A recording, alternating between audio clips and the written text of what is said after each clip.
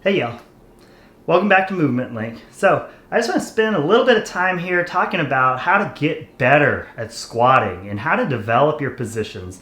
And one of the biggest mistakes we see really in everything around the gym is people get so hyper focused on certain areas that they forget about the holistic approach that we need to take to really elicit change.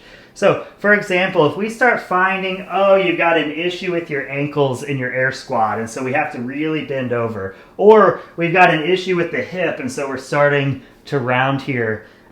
What we really want you to do is just accumulate time in as good of a position as you can. So we don't want to just come down here and dump out. It might be okay to hang on to something as long as we're kind of letting it go and trying to force. So as I hang on to something, I can kind of force my knees a little further forward, and I can start letting go and having myself try and stabilize in that position.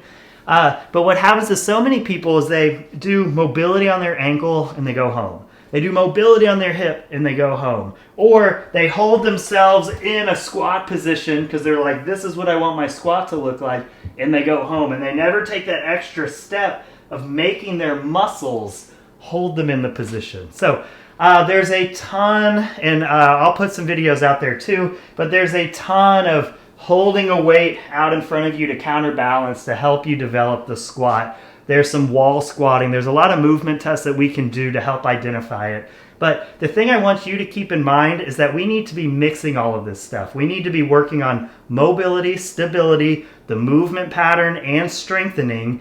And we can't just work on the ankle without teaching our body how to use that ankle. So if you don't use it, you lose it. So make sure that we are consistently just putting ourselves in these positions. A couple minutes of just putting yourself in these positions every day over a short period of time is going to make a huge difference.